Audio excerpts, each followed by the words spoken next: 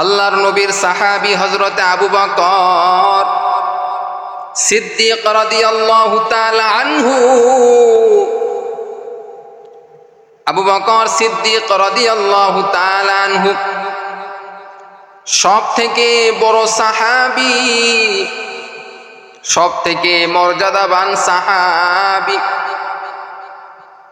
সমস্ত সাহাবীদের সর্দার হযরতে আবু বকর সিদ্দিক রাদিয়াল্লাহু তাআলা আনহু। আবু বকর সিদ্দিক রাদিয়াল্লাহু তাআলা আনহু একদিন আসর নামাজ পড়লেন। আসরের নামাজ পড়ার পর আবু বকর সিদ্দিক রাদিয়াল্লাহু তাআলা আনহু রাস্তা দিয়ে হাঁটতেছেন। আবু বকর সিদ্দিক রাদিয়াল্লাহু তাআলা আনহু রাস্তা দিয়ে হাঁটতেছেন। পথের মধ্যে একজন যুবক কান্না করিয়া আবু বকর সিদ্দিক রাদিয়াল্লাহু তাআলা আনহুর কাছে আসলেন। এসে বললেন, ও সাহাবী, ও নবীজির বড় সাহাবী, ও আবু বকর সিদ্দিক রাদিয়াল্লাহু তাআলা আনহু, আপনার সঙ্গে আমার কথা রয়েছে। আবু বকর সিদ্দিক রাদিয়াল্লাহু তাআলা আনহু বললেন, বাবা, ও যুবক, তুমি কি কথা বলবা বলো। যুবক এইবার বলতেছেন, ও আবু বকর সিদ্দিক রাদিয়াল্লাহু তাআলা আনহু, আমি এমন বিপদের মধ্যে পড়ে গেছি যেই বিপদ মনে হয় আর এর থেকে বড় বিপদ আর হয় না। আবু বকর বললেন, বাবা, কি বিপদ হয়েছে বলো। যুবক বলে, আমার বাড়িতে আপনাকে যাইতে হবে, তাহলে সব কিছু আপনি বুঝতে পারবেন, সব কিছু আপনি জানতে পারবেন। যুবককে এবার আবু বকর সিদ্দিক রাদিয়াল্লাহু তাআলা আনহু বলতেছেন, ও যুবক, চলো তোমার বাড়িতে যাব। আবু বকর সিদ্দিক রাদিয়াল্লাহু তাআলা আনহু যুবকের বাড়িতে চলে গেলেন।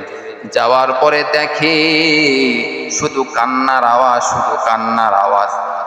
যুবকের মা কান্না করতেছেন, যুবকের ভাই কান্না করতেছেন, যুবকের বোন কান্না করতেছেন, যুবকের আত্মীয় স্বজন সবাই শুধু কান্নার কান্না, এত কান্নাকাটি করতেছেন। আবু বকর বললেন, কেন এই বাড়িতে এত কান্নাকাটি হইতেছে, কি হয়েছে বলেন। এবার এই যুবক বলে, ও নবীজির বড় সাহাবী আবু বকর সিদ্দিক রাদিয়াল্লাহু তাআলা আনহু, আমার এই বাড়িতে কান্না করার কারণ হলো আমার বাবা মারা গেছে। আমার বাবা মারা যাওয়ার কারণে পরিবারের সবাই কান্নাকাটি করতেছে রে নবীর সাহাবী। এবার আবু বকর সিদ্দিক রাদিয়াল্লাহু তাআলা আনহুকে ওই যুবক বলতেছেন, ও নবীর সাহাবী, আমার বাবা সংসারে সর্বদা সংসারটাকে ভালো রাখার জন্য, সংসারে যেন কোনো অভাব অনাটন না হয়, আমার বাবা সর্বদা পরিশ্রম করে, আমার বাবা মানুষের বাড়িতে কাজ করিয়া আমাদের এই সংসারটাকে চালায়। ওই বাবাই অন্ধকার কবরে আজকে চলে যাবে। এবার আবু বকর সিদ্দিক রাদিয়াল্লাহু তাআলা আনহু বলতেছে, তোমার বাবা এত ভালো কাজ করেছে, এটা তো ভালো কথা, তোমার বাবার আমল তো ভালো আছে নাকি। বলে, হ্যাঁ, আমার বাবা ভালো আমল করেছে, আমার বাবা কোনোদিন খারাপ আমল করে নাই।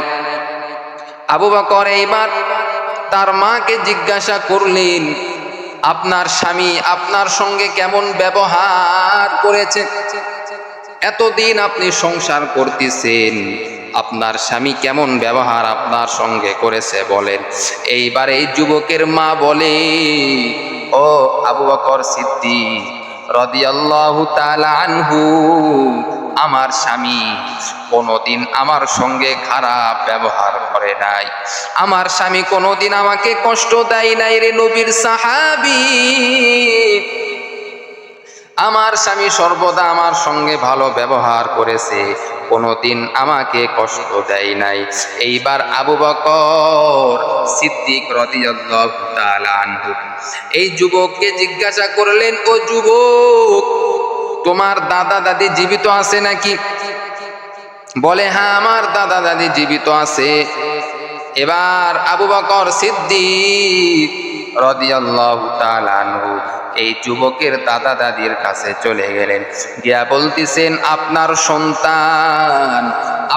সন্তান আপনাদেরকে কেমন মহব্বত করেছে, ভালোবেসেছে। আপনার সন্তান আপনাদেরকে কেমন মহব্বত করেছে, ভালোবেসেছে। এইবার এই যুবকের দাদা দাদি বলে, ও নবীর সাহাবী আবু বকর সিদ্দিক রাদিয়াল্লাহু তাআলা আনহু, আমার সন্তান আমাদেরকে এত কষ্ট দিয়েছে, আমাদেরকে ঠিকমতো খাবার দেয় নাই, আমাদেরকে ঠিকমতো কাপড় দেয় নাই, অভাব অনাটনের মধ্যে সর্বদা রেখেছি। আমার এই সন্তান লক্ষ লক্ষ টাকা ইনকাম করেছে, কিন্তু তার মা বাবার খবর কোনো দিন নেয় নাই। তার বিবির খবর নিয়েছে, তার সন্তানের খবর নিয়েছে, তার অন্যান্য আত্মীয় স্বজনদের খবর নিয়েছে, তার শ্বশুরের খবর নিয়েছে, তার শাশুড়ির খবর নিয়েছে। কিন্তু আমরা বৃদ্ধা এবং বৃদ্ধ মা বাবা যে ক্ষুধার্ত অবস্থায় থাকি, আমার সন্তান কোনোদিন খোঁজ খবর আমার সন্তান নেয় না। আবু বকরের চোখ দিয়া ঝরঝর করে পানি বের হওয়া শুরু করলো। নবীজির সাহাবী হযরত আবু বকর সিদ্দিক রাদিয়াল্লাহু তাআলা আনহু যুবককে এবার বলতেছেন, ও যুবক রে, তাড়াতাড়ি তোমার বাবার জানাজার ব্যবস্থা করো, জানাজার ব্যবস্থা করো রে যুবক, গোসলের ব্যবস্থা করিয়া জানাজার ব্যবস্থা করো। এইবার এই যুবকটা তার বাবার গোসল করায়া দিল। এইবার জানাজার ব্যবস্থা করা হলো। জানাজায় আবু বকর সিদ্দিক নিজেই ইমামতি করলেন। ইমামতি যখন করতেছেন, আবু বকর এইবার ইমামতি করতেছেন। যখন প্রথম তাকবীর দিলেন, জানাজার নামাজের প্রথম তাকবীর দিলেন, দেওয়ার সঙ্গে সঙ্গে আবু বকরের জবান দিয়া আর কথা বাইর হইতেছে না। আবু বকর যতই দোয়া পড়ার চেষ্টা করতেছেন, কোনোভাবেই আবু বকর সিদ্দিক রাদিয়াল্লাহু তাআলা আনহু কোনোভাবেই দোয়া পড়তে পারে না। কি ব্যাপার? এরকম ভাবে আবার আরেকটি তাকবীর দিল, তারপরও আর দোয়া পড়তে পারে না। আবু বকরের মুখের জবান বন্ধ হয়েছে। আবু বকর সিদ্দিক রাদিয়াল্লাহু তাআলা আনহু এই লাশের কাছে চলে গেলেন, এই যুবকের বাবার লাশের কাছে চলে গেলেন। গিয়া দেখেন যুবকের বাবা পায়ের দাফনের মধ্যে দাফন করা হয়েছে। দাফনের ভিতরে পা যেখানে থাকে ওই জায়গায় দেখে বিষধর একটি সাপ দেখা যাইতেছে। ওই সাপটা এই যুবকের বাবাকে দংশন করতেছে। আবার এই যুবকের বাবার বুকের দিকে লক্ষ্য করে দেখি বিষধর সাপ এই যুবকের বাবার বুকের মধ্যে দংশন করতেছে। পিঠের মধ্যে লক্ষ্য করে দেখে পিঠেতেও এই বিষধর সাপ এই যুবকের বাবার দংশন করতেছে। এবার আবু বকর সিদ্দিক রাদিয়াল্লাহু তাআলা আনহু জানাজার নামাজ পড়াইলেন না পড়াইয়া এইবার সমস্ত মানুষেরা বলতেছে, ও নবীজির সাহাবী আবু বকর, কেন আপনি জানাজার নামাজ পড়াইতেছেন না? কি হয়েছে বলেন? এই মানুষ তো খুবই ভালো মানুষ, এই মানুষের মতো এত ভালো মানুষ হয় না।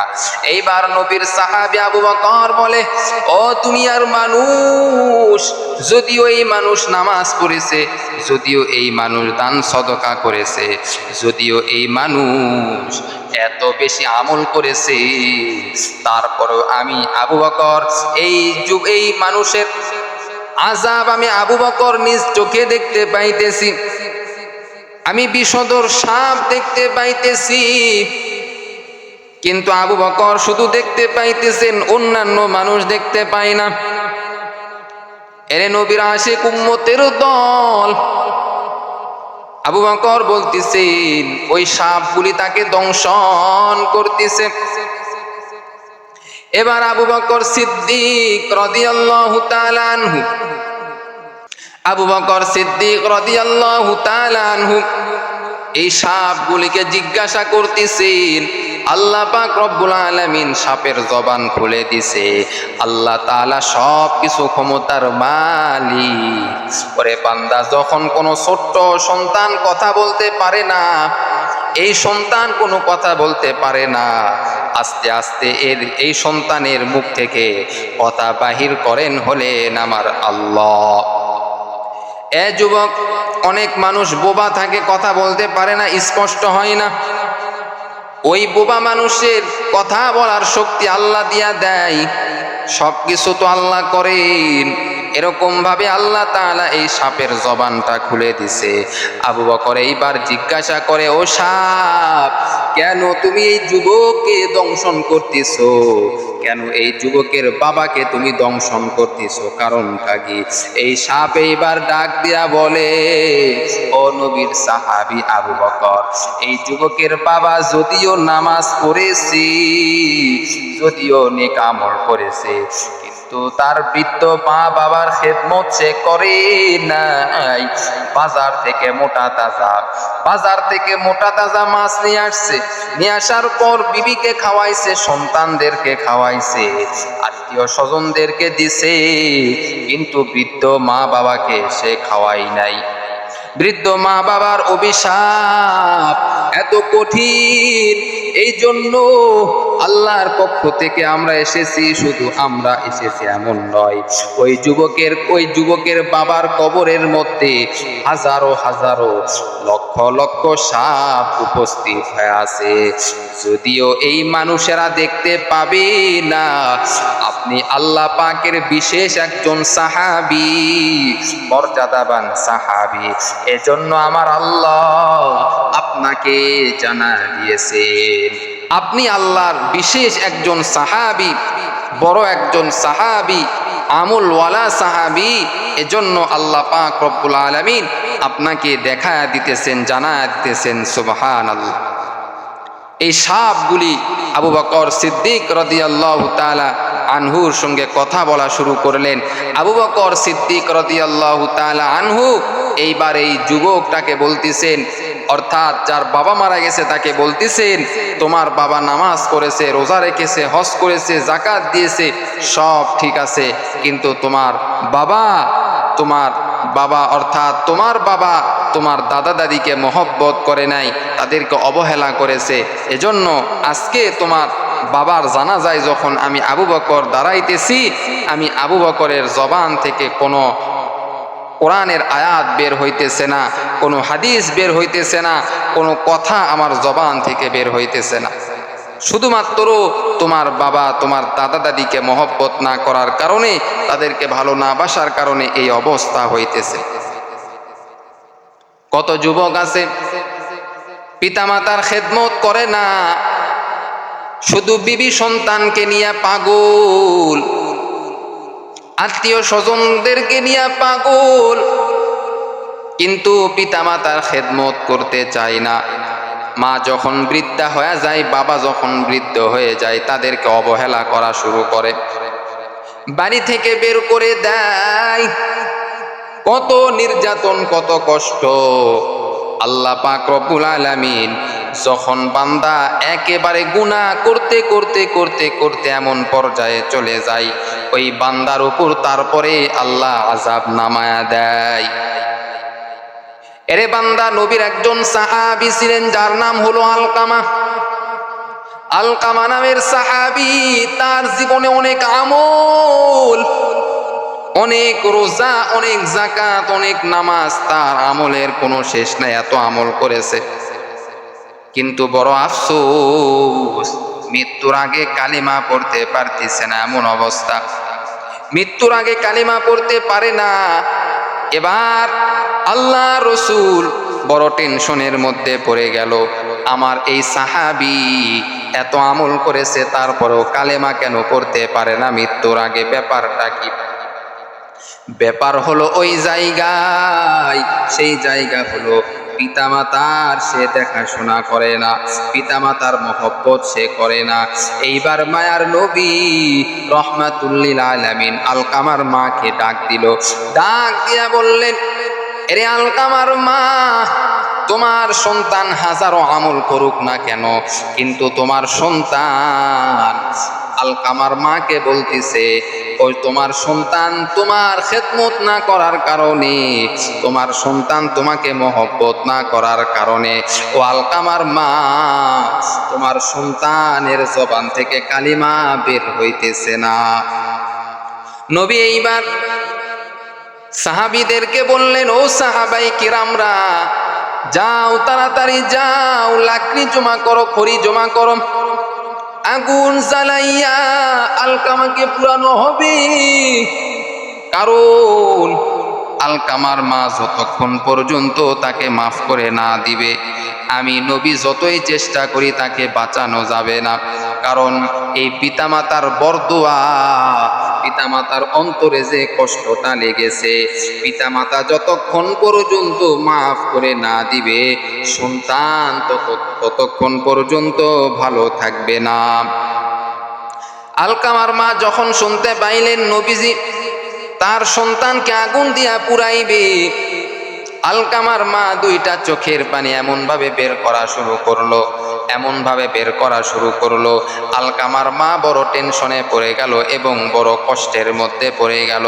আমার সন্তানকে আমি এত কষ্ট করে লালন পালন করেছি, আমার সন্তানকে আমি এত মহব্বত করি, ভালোবাসি, কিন্তু আমার সন্তান, আমি মায়ের চোখের সামনে যদি আগুন দিয়া তাকে পুরানো হয়, আমি মা তো কোনোভাবেই সহ্য করতে পারবো না। আমি মা এটা কেমনে দেখব? আমি মা তো এটা সহ্য করতে পারবো না, এই কষ্ট আমি সহ্য করতে পারবো না। চোখের সামনে সন্তানকে আগুন দিয়া পুরানো হবে। আল্লাহ তাআলা বলেন, মায়ের মধ্যে আল্লাহ এমন ভালোবাসা দিয়েছেন, যেই ভালোবাসা অন্য কারো মধ্যে আল্লাহ দেয় নাই, যেই ভালোবাসা অন্য কারো মধ্যে পাওয়া যাবে না।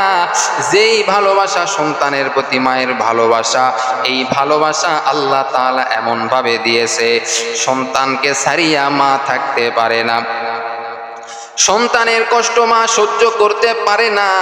এবার আলকামার মা বলতেছেন, ইয়া রাসূলুল্লাহ, ইয়া হাবিবাল্লাহ, চোখের সামনে আপনি আমার সন্তানকে আগুনের মধ্যে জ্বালাইবেন, আমি মা এটা কেমনে সহ্য করবো রে নবী? আমি মা এটা সহ্য করতে পারবো না। আমি মা আমার সন্তানকে আমি মা মাফ করে দিলাম। সুবহানাল্লাহ। সঙ্গে সঙ্গে আলকামার জবান দিয়া কালেমা বের হয়ে গেল, আশহাদু আল্লাহ ইলাহা ইল্লাল্লাহু ওয়া আশহাদু আন্না মুহাম্মাদান আবদুহু ওয়া রাসূলুহু। দেখেন কত বড় কথা, নবীজির সাহাবী হওয়ার সত্ত্বেও সে আমল করেছে, আমলের দিকে কোনো ঘাটতি নাই। শুধুমাত্র পিতামাতার খেদমত না করার কারণে আজকে তার এই অবস্থা, বেঈমান হয়ে মারা যাইতেছে। এজন্য আমাদের পিতামাতার খেদমত করতে হবে, তাদেরকে ভালোবাসতে হবে, তাদের খোঁজ খবর নিতে হবে। যদিও আপনি দূরে থাকবেন, তারপরেও তাদের খোঁজ খবর নিতে হবে, তারা ভালো আছে না খারাপ আছে, খোঁজ খবর নিতে হবে, দেখাশোনা করতে হবে, তাদের চিকিৎসা করতে হবে, সব কিছু আপনাকে করতে হবে। আল্লাহ আমাদের সকলকে পিতামাতার খেদমত করার তৌফিক দান করুক। সকলেই বলি আমিন।